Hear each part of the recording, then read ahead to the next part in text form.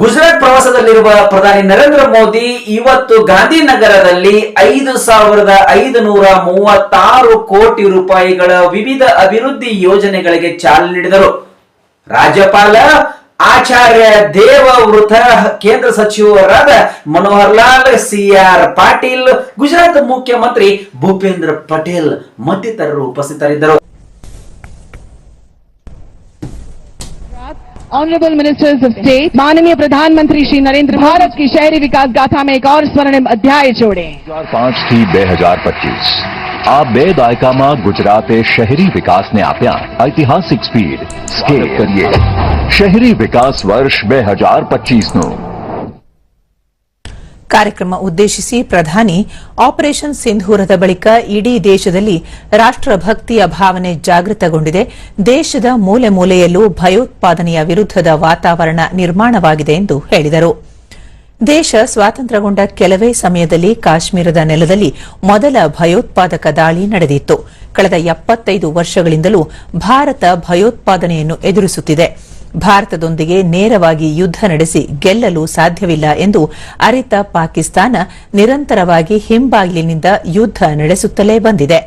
ಭಯೋತ್ಪಾದಕರನ್ನು ಉತ್ಪಾದಿಸುತ್ತಿದೆ. ಭಾರತ ಇಷ್ಟು ವರ್ಷಗಳ ಕಾಲ ಸಾಕಷ್ಟು ಸಹಿಸಿಕೊಂಡಿದ್ದು ಇನ್ನು ಮುಂದೆ ಯಾವುದೇ ಕಾರಣಕ್ಕೂ ಸಹಿಸಿಕೊಳ್ಳಲು ಸಾಧ್ಯವಿಲ್ಲ. ಭಯೋತ್ಪಾದನೆಯನ್ನು ದೇಶದಿಂದ ನಿರ್ಮೂಲನೆ ಮಾಡಲಾಗುವುದು ಎಂದು ತಿಳಿಸಿದರು. ಆಪರೇಷನ್ ಸಿಂಧೂರ್ ಮೂಲಕ ಪಾಕಿಸ್ತಾನದ 9 ಭಯೋತ್ಪಾದನಾ ತಾಣಗಳನ್ನು ಕೇವಲ 22 ನಿಮಿಷಗಳಲ್ಲಿ ಧ್ವಂಸಗೊಳಿಸಲಾಗಿದೆ. ದಾಳಿಯಲ್ಲಿ ಸಾವಿಗೀಡಾದ ಭಯೋತ್ಪಾದಕರಿಗೆ ಪಾಕಿಸ್ತಾನ ರಾಷ್ಟ್ರ ಗೌರವ ನೀಡಿತ್ತು. ಪಾಕಿಸ್ತಾನ ಛಾಯಾ ಸಮರ ನಡೆಸುತ್ತಿಲ್ಲ. ಭಯೋತ್ಪಾದನೆ ಅವರ ಯುದ್ಧದ ಮಾದರಿಯಾಗಿದೆ. ಭಾರತ ವೀರಭೂಮಿಯಾಗಿದ್ದು ತಕ್ಕ ಪ್ರತ್ಯುತ್ತರ ನೀಡಲಾಗಿದೆ ಎಂದು ಹೇಳಿದರು.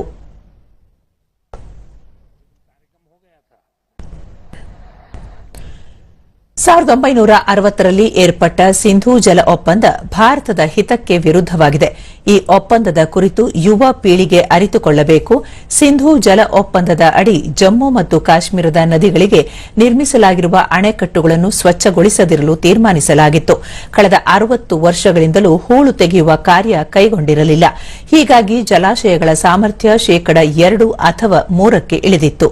ಈಗ ಅಣೆಕಟ್ಟುಗಳನ್ನು ಸ್ವಚ್ಛಗೊಳಿಸಲು ಸಣ್ಣ ಗೇಟುಗಳನ್ನು ತೆರೆಯಲಾಗಿದೆ ಎಂದು ತಿಳಿಸಿದರು. 2 ಮತ್ತು 3ನೇ ಹಂತದ ನಗರಗಳನ್ನು ಆರ್ಥಿಕ ಚಟುವಟಿಕೆಯ ಕೇಂದ್ರವನ್ನಾಗಿ ರೂಪಿಸಲು ಆದ್ಯತೆ ನೀಡಬೇಕು. ಉತ್ಪಾದನಾ ವಲಯ ಸೇರಿದಂತೆ ಹೊಸ ಆರ್ಥಿಕ ಚಟುವಟಿಕೆಗಳನ್ನು ಹೆಚ್ಚಿಸಲು ಕ್ರಮ ಕೈಗೊಳ್ಳಬೇಕು. ರೈತರ ಉತ್ಪನ್ನಗಳಿಗೆ ಹೆಚ್ಚಿನ ಮೌಲ್ಯ ದೊರಕುವಂತೆ ಮಾಡುವ ಮೂಲಕ ನಗರ ಹಾಗೂ ಗ್ರಾಮೀಣ ಭಾರತದ ವಿಕಾಸ ಸಾಧ್ಯ ಎಂದು ಹೇಳಿದರು. ದೇಶದಲ್ಲಿಂದು 2 ಲಕ್ಷ ನವೋದ್ಯಮಗಳು ಅಸ್ತಿತ್ವದಲ್ಲಿದ್ದು ಇವುಗಳಲ್ಲಿ ಬಹುಪಾಲು ಸಣ್ಣ ನಗರಗಳಿಂದ ಕಾರ್ಯನಿರ್ವಹಿಸುತ್ತಿವೆ. ಮಹಿಳೆಯರು ನವೋದ್ಯಮಗಳನ್ನು ಮುನ್ನಡೆಸುವಲ್ಲಿ ಮುಂಚೂಣಿಯಲ್ಲಿದ್ದಾರೆ. ಇತ್ತೀಚಿನ ವರ್ಷಗಳಲ್ಲಿ ಸಣ್ಣ ನಗರಗಳ ಸಾಮರ್ಥ್ಯ ಗಣನೀಯವಾಗಿ ಹೆಚ್ಚುತ್ತಿದೆ ಎಂದು ಅಭಿಪ್ರಾಯಪಟ್ಟರು. उसको समझाना होता है, वो सहयोग करता है और अच्छे परिणाम भी मिलते हैं.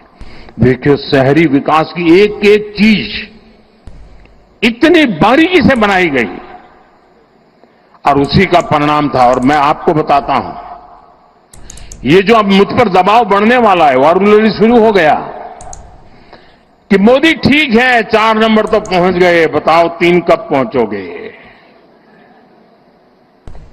इसकी एक जड़ी बूटी आपके पास है.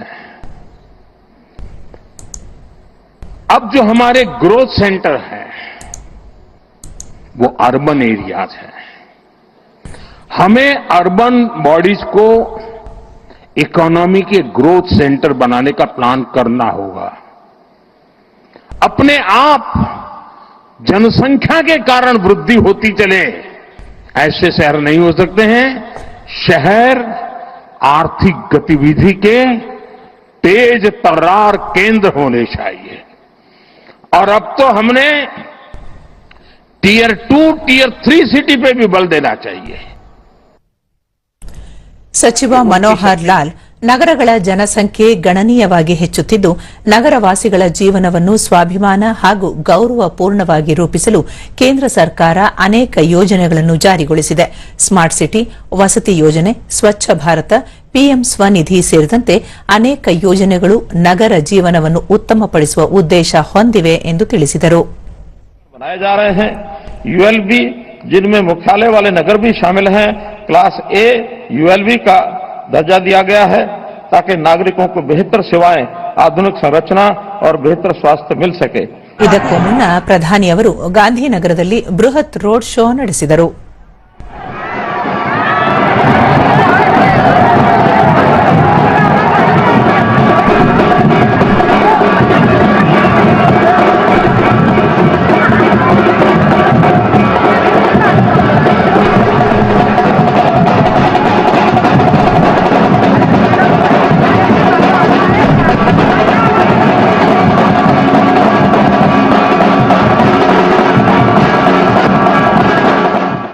ಈ ವಾಣಿಜ್ಯ ವೇದಿಕೆಗಳಲ್ಲಿ ಗ್ರಾಹಕರಿಗೆ ನಕಾರಾತ್ಮಕ ಪರಿಣಾಮ ಬೀರುವಂತಹ 13 ಕರಾಳ ಮಾದರಿಗಳನ್ನ ಗುರುತಿಸಿದ್ದು, ಈ ಕುರಿತು ಪರಿಹಾರ ಕ್ರಮಕ್ಕಾಗಿ ಚರ್ಚಿಸಲು ದೆಹಲಿಯಲ್ಲಿ ಉನ್ನತ ಮಟ್ಟದ ಸಭೆ ಕರೆಯಲಾಗಿದೆ ಎಂದ ಕೇಂದ್ರ ಸಚಿವ ಪ್ರಹ್ಲಾದ್ ಜೋಶಿ.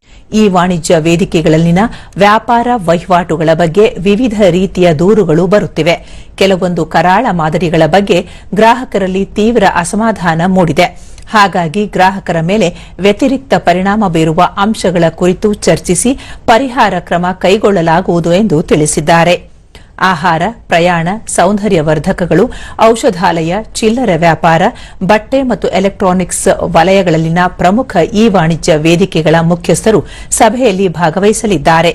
ಅಮೆಜಾನ್, ಫ್ಲಿಪ್ಕಾರ್ಟ್ ಸೇರಿದಂತೆ ಹಲವು ಖಾಸಗಿ ಸಂಸ್ಥೆಗಳು ಮತ್ತು ವಾಟ್ಸ್ಆಪ್ ಗ್ರಾಹಕರ ಹಕ್ಕುಗಳ ರಕ್ಷಣೆ, ವ್ಯಾಪಾರದಲ್ಲಿ ಪಾರದರ್ಶಕತೆ, ವಿಶ್ವಾಸಾರ್ಹ ಮಾರುಕಟ್ಟೆ ಬಗ್ಗೆ ಮಹತ್ವದ ಚರ್ಚೆ ನಡೆಸಲಾಗುತ್ತದೆ ಎಂದು ಸಚಿವರು. ರಾಜ್ಯದಲ್ಲಿ ಕೋವಿಡ್ ಸಕ್ರಿಯ ಸಂಖ್ಯೆಗಳು ಹೆಚ್ಚಳವಾಗುತ್ತಿದ್ದು, ಹೀಗಾಗಿ ರಾಜ್ಯ ಸರ್ಕಾರದಿಂದ ಮಾರ್ಗಸೂಚಿಗಳನ್ನು ಈಗಾಗಲೇ ಹೊರಡಿಸಲಾಗಿದೆ ಎಂದ ಸಿಎಂ ಸಿದ್ದರಾಮಯ್ಯ. ಮತ್ತೆ ವೈದ್ಯಕೀಯ ಶಿಕ್ಷಣ ಇಲಾಖೆ ಅಧಿಕಾರಿಗಳು ಕೋವಿಡ್ ಸಂಬಂಧ ಪ್ರತಿಕ್ರಿಯಿಸಿದ ಅವರು, ಆರೋಗ್ಯ ಇಲಾಖೆ ಮತ್ತು ವೈದ್ಯಕೀಯ ಶಿಕ್ಷಣ ಇಲಾಖೆಯೊಂದಿಗೆ ಸಭೆ ನಡೆಸಿದ್ದು ಮುಂಜಾಗ್ರತಾ ಕ್ರಮ ಕೈಗೊಳ್ಳಲು ಸೂಚಿಸಲಾಗಿದೆ. ಆಸ್ಪತ್ರೆಯ ವಾರ್ಡ್ಗಳಲ್ಲಿ ಯಾವುದೇ ತೊಂದರೆಯಾಗದಂತೆ ಖಾತ್ರಿಪಡಿಸಿಕೊಳ್ಳಲು ಕಟ್ಟುನಿಟ್ಟಿನ ಸೂಚನೆ ನೀಡಲಾಗಿದೆ. ಮಕ್ಕಳಿಗೆ ನೆಗಡಿ, ಕೆಮ್ಮು, ಜ್ವರ ಇದ್ದರೆ ಅಂತಹ ಮಕ್ಕಳನ್ನು ಶಾಲೆಗಳಿಗೆ ಕಳುಹಿಸಬಾರದು ಎಂದು ಪೋಷಕರಿಗೆ ಮನವಿ ಮಾಡಲಾಗಿದೆ ಎಂದು ಹೇಳಿದರು. ಸುಮಾರು 65 ಕೇಸ್ಗಳಿದ್ದು ಇವತ್ತು 80 ಆಗಿದ್ದಾವೆ ಅಂತ ಹೇಳ್ತಾರೆ. ಇದು ಅಷ್ಟೊಂದು ಸೀರಿಯಸ್ ಸ್ಟ್ರೈನ್ ಅಲ್ಲ, ಆದ್ರೂ ಮುನ್ನೆಚ್ಚರಿಕೆಯಿಂದ ಇರಬೇಕಾಗ್ತದೆ.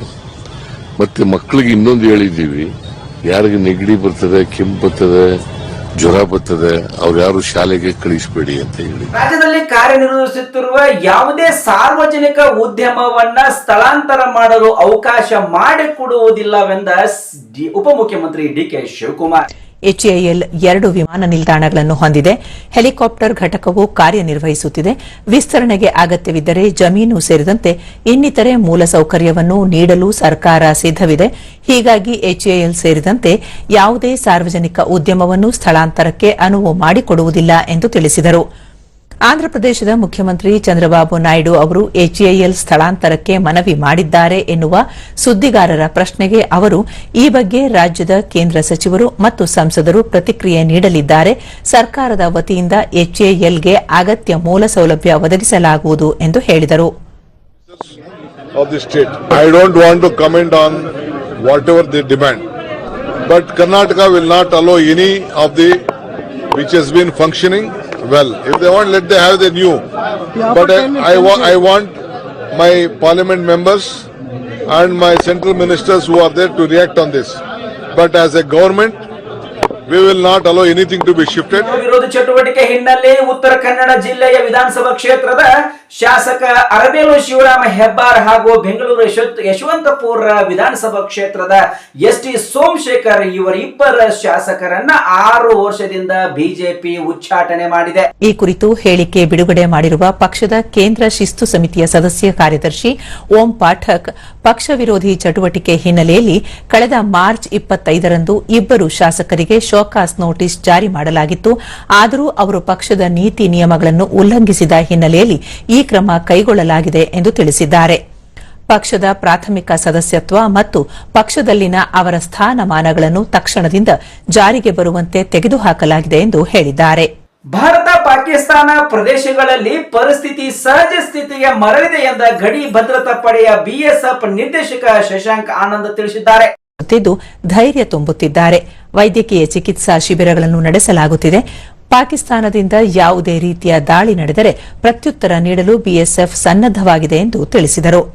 ಡ್ರೋನ್ ಮೂಲಕ ನಡೆಸುವ ದಾಳಿಯ ಕುರಿತು ಭಾರತೀಯ ಸೇನೆ ಅಧ್ಯಯನ ನಡೆಸುತ್ತಿದೆ.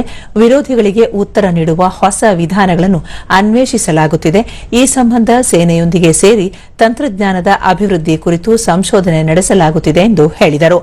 ಭಯೋತ್ಪಾದಕರ ವಿರುದ್ಧ ಕೈಗೊಂಡ ಆಪರೇಷನ್ ಸಿಂಧೂರದಲ್ಲಿ ಗಡಿ ಭದ್ರತಾ ಪಡೆಯ ಮಹಿಳಾ ಸಿಬ್ಬಂದಿ ಮುಂಚೂಣಿಯಲ್ಲಿ ಹೋರಾಟ ನಡೆಸಿದ್ದರು ಎಂದು ತಿಳಿಸಿದರು.